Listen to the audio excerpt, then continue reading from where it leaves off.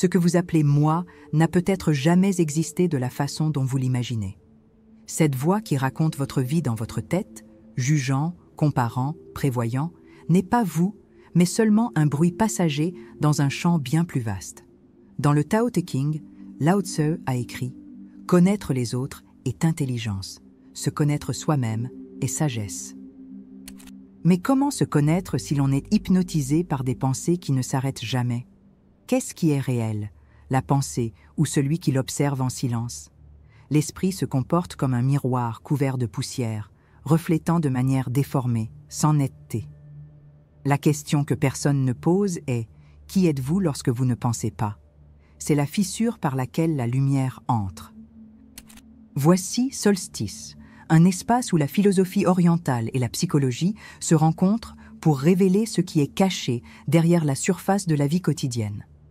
Ici, l'esprit cesse d'être un champ de bataille et devient un sol fertile pour le silence et la clarté. C'est un canal pour ceux qui sentent qu'il existe quelque chose de plus profond sous le chaos de leur propre esprit, mais qui n'y ont pas encore eu accès. À travers des histoires, des pratiques et des réflexions précises, nous cherchons le point de rupture de l'illusion, là où le moi conditionné se dissout et où la conscience s'éveille. Et si vous sentez qu'il est temps de vivre avec plus de présence, ce chemin est pour vous. Bienvenue à Solstice. Imaginez ceci. Un petit enfant regarde une flaque d'eau et y voit le ciel reflété. Il croit que le ciel est dans la flaque. Ainsi en est-il de nous avec nos pensées. Nous croyons qu'elles sont la réalité alors qu'elles ne sont que des reflets conditionnés. Selon le neuroscientifique Michael Gazzaniga, l'esprit rationnel invente constamment des justifications pour des expériences déjà vécues. Nous sommes des compteurs, pas des oracles. Cela signifie qu'une grande partie des pensées sont des constructions automatiques, non des vérités. En y croyant, nous perpétuons des schémas de peur, d'inadéquation et de doute. Mais que se passerait-il si nous pouvions les regarder comme nous regardons les nuages dans le ciel, sans les suivre, juste voir, sans se perdre? Vous êtes-vous déjà demandé « Pourquoi est-ce que je continue de croire à des pensées qui me blessent ?» Si vous êtes capable d'observer la peur, c'est qu'il y a en vous quelque chose qui n'est pas la peur. Ce n'est pas une théorie, c'est une expérience directe, accessible à tous ceux qui sont prêts à voir. Dans le taoïsme, on dit que la voie se fait sans effort, sans forme, sans attachement. Exactement à l'opposé de la façon dont l'esprit tente de résoudre ses propres labyrinthes. Alors que se passe-t-il quand vous cessez de lutter et que vous observez simplement? Pas passivement, mais avec présence. Le champ change, l'espace apparaît, et dans l'espace naît la lucidité. Mais peu s'arrêtent, car observer demande du courage. La plupart préfèrent se distraire, s'occuper, se justifier. Carl Jung a affirmé « Ce que nous ne confrontons pas en nous-mêmes, nous le rencontrerons comme destin ». Autrement dit, en refusant l'observation consciente des pensées, vous remettez la barre de votre vie à des fantômes que vous ne reconnaissez même pas. Le prix est élevé. Décisions prises sur la base de l'anxiété, relations marquées par l'insécurité, cycle d'auto-sabotage. Tout cela parce que nous confondons pensée et identité. Qu'êtes-vous en train de perdre en ne prenant pas le temps de voir cela maintenant? Vous pouvez continuer à chercher un soulagement temporaire ou choisir de descendre à un niveau plus profond. Là où le bruit intérieur se tait et où la clarté se révèle, non comme une conquête, mais comme un retour. Ce n'est pas une promesse mystique, c'est une pratique. Et elle commence par le simple acte de s'arrêter et d'observer. Comme le dit le Tao, le silence est la source de toute grandeur. Êtes-vous prêt à vous rappeler qui vous êtes avant les pensées? Êtes-vous disposé à échanger le bruit contre le réel?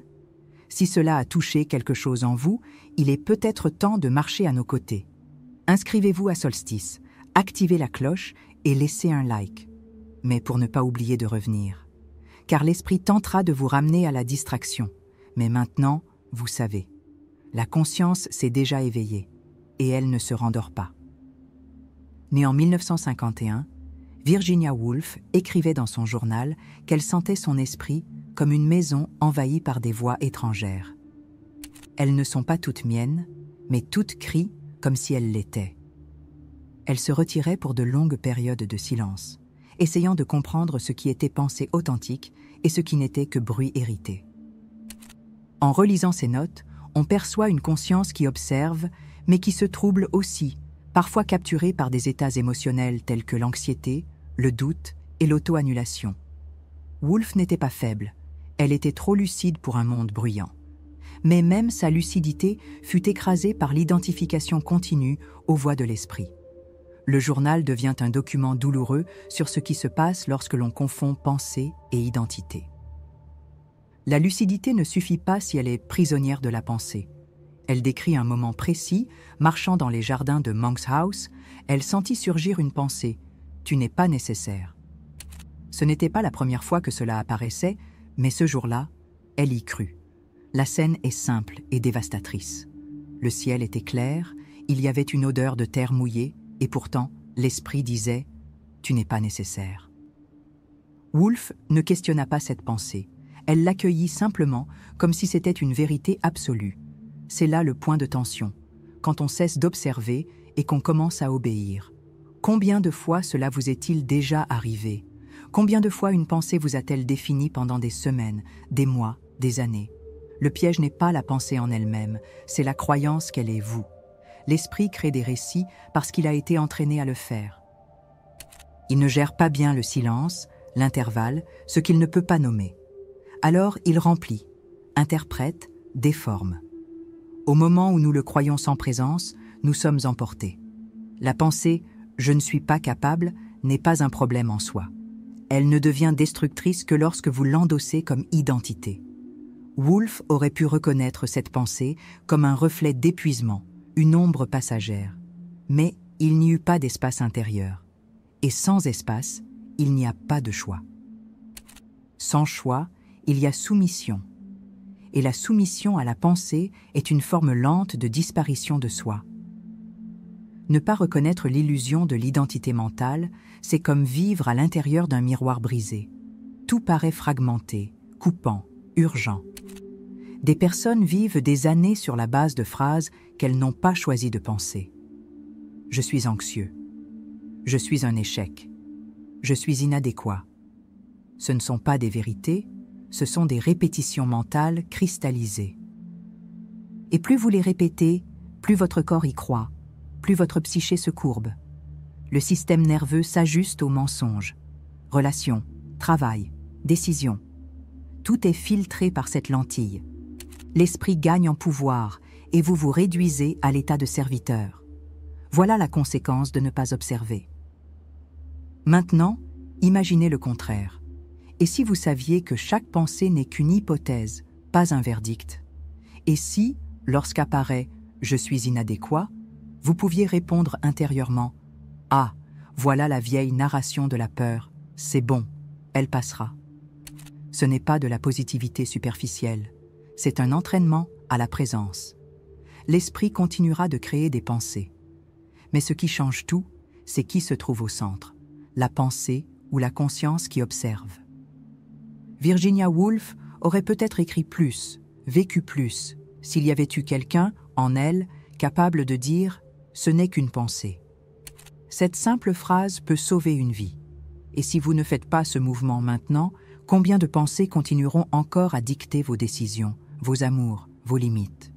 Combien de versions de vous-même avez-vous déjà perdues à force de croire trop à la voix dans votre tête? Vous n'avez pas besoin d'attendre l'effondrement pour voir. Vous pouvez commencer aujourd'hui en créant cet espace de conscience. C'est inconfortable au début, comme marcher dans une pièce sombre, mais chaque pas dissipe un peu l'illusion. Restez avec nous dans cette vidéo, car dans les prochaines minutes, vous allez apprendre non seulement à observer, mais à vous libérer de la tyrannie de la pensée. Et cela change tout. La conscience qui observe est disponible maintenant, au moment exact où vous lisez cette phrase. Elle n'a pas besoin de plus d'efforts, seulement de disposition. Faites attention la prochaine fois qu'une pensée surgit. Demandez-vous, est-ce vrai ou simplement habituel? Ce simple geste ouvre un portail. Et ici, chez Solstice, nous continuons ensemble sur ce chemin d'ouverture. restez, respirez, regardez. Et si vous sentez que ce voyage doit continuer, vous savez déjà où nous trouver.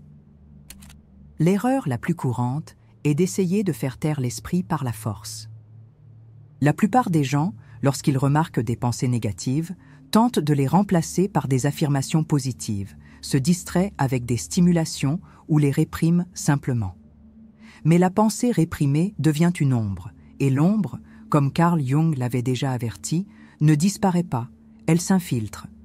L'alternative ne réside pas dans la lutte contre les pensées, mais dans le fait de cesser de s'identifier à elles. Ce n'est pas une fuite, c'est une présence sans attachement. Lorsque nous observons les pensées sans intervenir, elles perdent le pouvoir de nous emporter. La liberté commence quand il n'y a plus de combat. Il existe une pratique peu connue, ayant ses racines à la fois dans la tradition bouddhiste et dans les neurosciences cognitives, l'étiquetage conscient. Des études de Matthew Lieberman à l'UCLA ont montré que nommer les émotions active le cortex préfrontal et réduit l'activité de l'amygdale, le centre de la peur. En termes simples, étiqueter ce que nous ressentons avec bienveillance réduit l'impact émotionnel. Vous ressentez de l'anxiété? Dites intérieurement « la peur est ici ». Vous percevez une autocritique?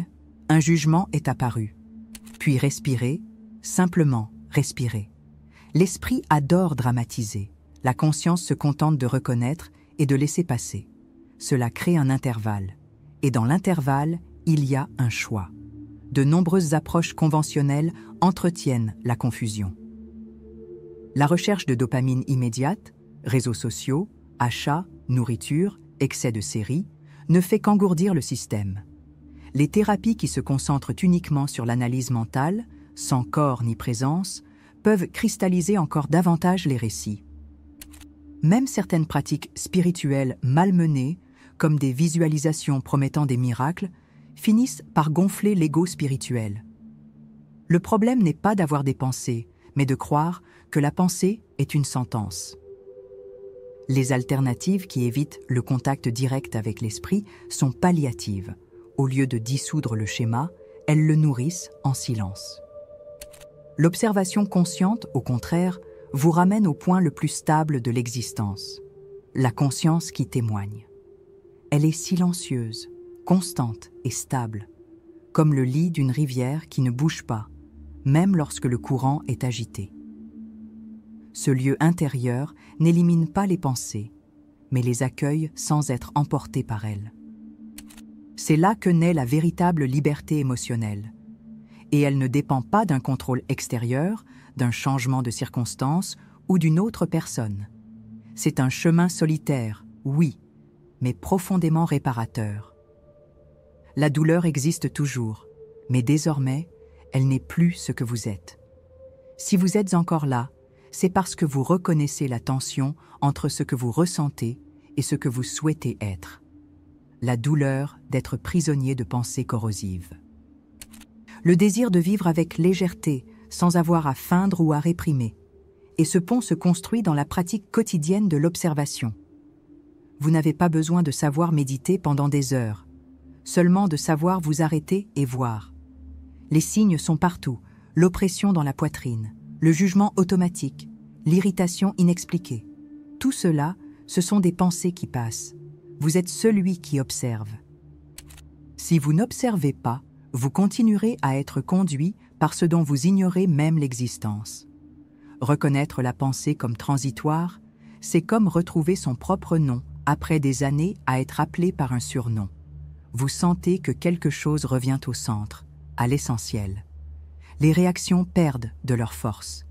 Les répétitions inconscientes cessent. C'est comme ouvrir une fenêtre dans une chambre étouffante. Rien ne change dehors, mais vous respirez mieux. Et la respiration est le premier signe que vous êtes revenu chez vous. Pour reconnaître ces signes dans votre quotidien, vous devez continuer. Cette vidéo n'est pas faite pour que vous compreniez seulement, elle est faite pour que vous viviez ce qui est dit, que vous l'appliquiez, que vous transformiez. Ne vous arrêtez pas ici. Commentez ci-dessous. Je ne suis pas la pensée, je suis l'observateur. Écrivez cette phrase si vous êtes prêt à vous engager dans cette pratique. Cela peut sembler simple, mais c'est le début d'une reprogrammation profonde. Chaque fois que vous reconnaissez que vous n'êtes pas la pensée, un cycle se défait. Partagez dans les commentaires, je lirai vos témoignages, et notre chemin se poursuit ensemble. Dans le zen, il existe une histoire simple et dévastatrice. Un maître sert du thé à un disciple avide de sagesse. À mesure que la tasse se remplit, le maître continue à verser jusqu'à ce que cela déborde. Le disciple s'étonne. « Ça déborde !» Le maître lui répond alors « Comment puis-je te montrer la voie si ta tasse est déjà pleine ?» Cette métaphore révèle l'un des plus grands obstacles à la transformation. L'esprit saturé de certitudes, de jugements et de bruits anciens. Psychologiquement, cet esprit saturé est une forme de résistance passive. Spirituellement, c'est un attachement au moi conditionné. Sans vidage, il n'y a pas d'espace pour le neuf. La tasse pleine est l'état mental par défaut de la plupart des gens aujourd'hui. Selon les données de l'APA, American Psychological Association, 77% des adultes déclarent des symptômes physiques liés au stress chronique. Ces symptômes ne sont que des signes que l'esprit déborde. Pensées non filtrées, émotions non digérées, croyances jamais remises en question. Et lorsqu'on retarde le vidage, le système s'effondre. Dans le Tao Te Ching, Lao Tzu affirme « Pour se remplir, il faut d'abord se vider ». Mais beaucoup attendent l'effondrement total, burn-out, crise existentielle, rupture, pour enfin envisager le silence intérieur comme chemin. Le coût est élevé et invisible jusqu'à ce qu'il soit trop tard. Du point de vue de la psychologie analytique, Carl Jung avertissait que ce qui n'est pas amené à la conscience réapparaît comme destin. Autrement dit, en n'observant pas ses propres contenus mentaux, on les met en scène dans le monde extérieur, créant des schémas répétitifs. Cela se manifeste par des relations dysfonctionnelles, des choix autosaboteurs, des cycles d'insatisfaction. Et chaque fois que l'on retarde le contact avec ce qui déborde, on renforce l'illusion que c'est juste comme je suis. Mais ce n'est pas le cas. C'est simplement ce qui est trop plein pour être vu avec clarté. L'urgence réside dans le silence. Il est l'outil, non la récompense. Spirituellement, le débordement mental est un blocage du flux vital. Dans le taoïsme, le concept de Wu Wei, l'action sans effort, ne peut être pratiqué que lorsqu'il existe un espace intérieur. S'il y a du bruit, il n'y a pas d'intuition. S'il y a de la tension, il n'y a pas de perception. Une étude publiée dans la revue Mindfulness a montré que les personnes qui pratiquent la pleine conscience quotidienne pendant seulement 10 minutes rapportent une augmentation de la clarté mentale et une diminution de la rumination. La pratique fonctionne, mais seulement lorsque le pratiquant est prêt à abandonner la rigidité. Se vider est un acte de courage, pas de passivité, et il n'y a pas de transformation sans cet acte. Retarder cette décision de s'arrêter et d'observer, c'est perdre des années en réactivité émotionnelle, en décisions impulsives et en souffrances inutiles. Chaque année vécue sans présence répète un cycle inconscient de plus. C'est comme arroser une plante qui ne pousse pas, en espérant qu'elle fleurisse sans se rendre compte que le sol est compacté. L'esprit n'a pas besoin de plus d'informations, il a besoin d'espace. Celui qui retarde le silence retarde la vie. Et rien ne garantit que demain, il y aura la disposition pour changer. La rareté ici n'est pas artificielle, c'est la nature même et impermanente de l'existence. Il existe déjà des milliers de personnes pratiquant ce vidage. Des personnes qui autrefois étaient prisonnières de l'anxiété, de l'hyperproductivité ou de la recherche constante de validation, et qui aujourd'hui vivent avec plus de clarté, font des choix avec présence et habitent pleinement leur vie. Elles ne sont pas spéciales, elles ont simplement commencé. Ce qui vous sépare de cette réalité, c'est la disposition à vous vider. La douleur de l'inertie, ce n'est pas seulement de ne pas changer, c'est de se voir répéter ce que l'on sait déjà qui ne fonctionne pas. La répétition inconsciente est le plus grand voleur du temps de vie. Et le temps ne revient pas. Si vous sentez que votre esprit déborde, c'est peut-être là votre tasse. Et peut-être que maintenant est le moment d'arrêter de demander plus et de commencer à lâcher prise.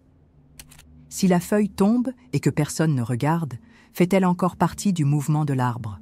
Ou serait-ce le regard qui confirme le cycle de l'abandon? Le Tao enseigne que la véritable voix est celle qui n'a pas besoin d'explication pour être ressentie. Et peut-être qu'après tout ce qui a été dit, le silence qui reste en vous est ce qui compte le plus. Aucune pensée n'est restée à résoudre, aucune émotion n'a été rejetée, tout est simplement passé. L'esprit a tenté d'intervenir, mais maintenant vous savez, ce n'est pas lui qui guide. Il y a quelque chose de plus profond, de plus calme, de plus réel. Vous n'êtes pas la feuille, vous êtes le vent qui l'observe tomber.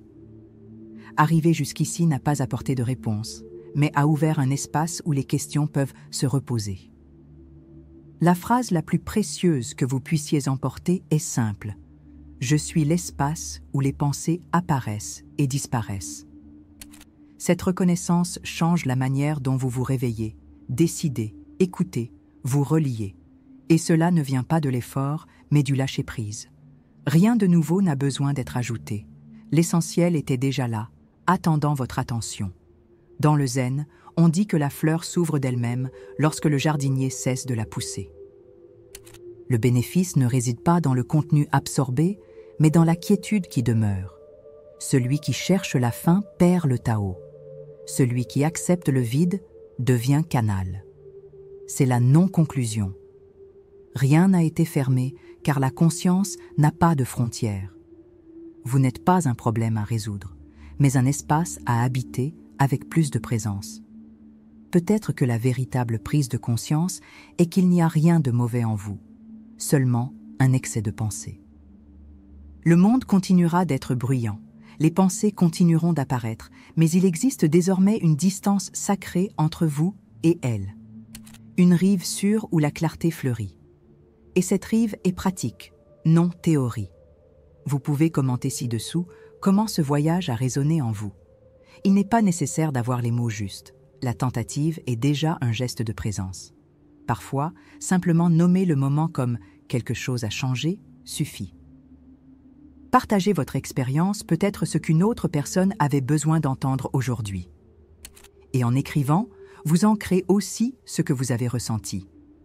Non pas pour convaincre qui que ce soit, mais pour vous rappeler que vous avez été ici, conscient, entier, présent. L'espace que vous avez créé maintenant peut être le début d'une nouvelle façon d'être au monde, sans hâte, sans exigence. Nous continuons à marcher ensemble, en silence. La chaîne existe comme une bougie.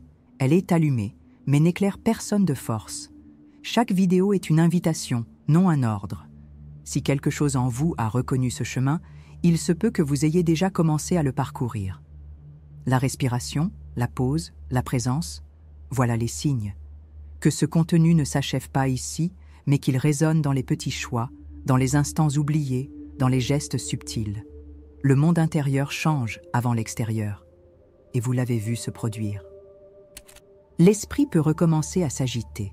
Et ce n'est pas un échec, c'est une partie du flux. Revenez à l'observation. Il n'y a pas de retour à l'ancien lorsque l'on a goûté au réel. Il peut y avoir des faux pas, mais il n'y a plus d'aveuglement.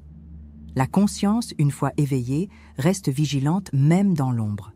Le chemin de la présence n'est pas une ligne droite, mais une danse avec l'instant. Et toute danse commence par l'écoute. Écoutez ce qui est resté en vous après cette vidéo.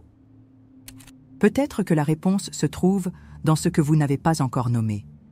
Si vous souhaitez laisser dans les commentaires ce que vous avez vu lorsque le silence est apparu, écrivez-le. Et si vous sentez que cet espace peut soutenir votre parcours, continuez avec nous, non pas parce que vous en avez besoin, mais parce que cela a du sens.